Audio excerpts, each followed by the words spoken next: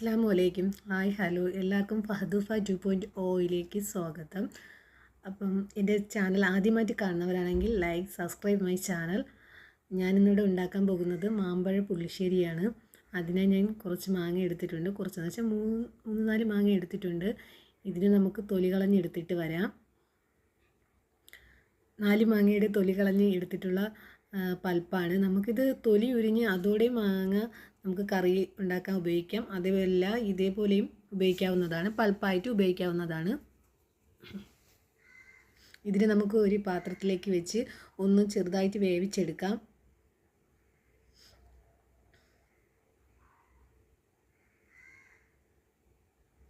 ഗ്യാസിലേക്ക് വെച്ച് ഒന്ന് വേവിച്ചെടുക്കാം മാങ്ങ.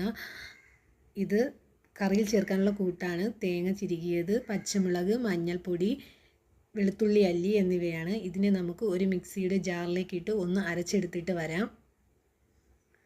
മാങ്ങയ്ക്ക് നല്ല കളറുള്ളത് കൊണ്ട് തന്നെ ഞാൻ മഞ്ഞൾപ്പൊടി കുറച്ചേ ഉപയോഗിച്ചിട്ടുള്ളൂ.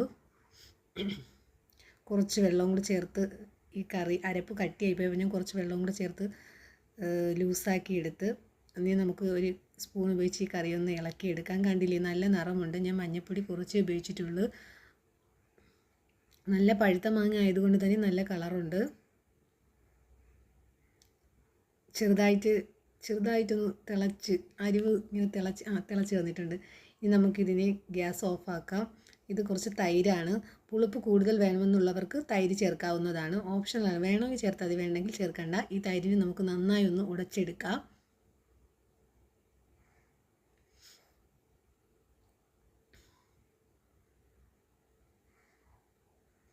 തൈര് ഞാൻ ഉടച്ചെടുത്ത് വെച്ചിട്ടുണ്ട്. കറി നന്നായി ചൂടാറിയതിന് ശേഷം മാത്രമേ ഇതിലേക്ക് ഒഴിച്ചു കൊടുക്കാവൂ. ഇതിനു മുമ്പ് ഒരു കാര്യം കൂടെ ഉണ്ട്.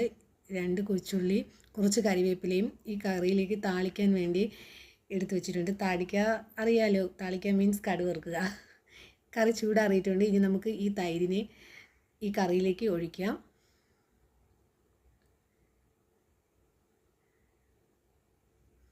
തൈര് കറിയിലേക്ക് നന്നായി മിക്സാക്കി എടുക്കണം. നമുക്ക് സ്പൂൺ വെച്ച് ഇളക്കിയെടുക്കുക. ഇനി നമുക്ക് താളിച്ച ആ കൂട്ടുണ്ടല്ലോ, അത് നമുക്ക് ഇതിലേക്ക് ഒഴിക്കാം.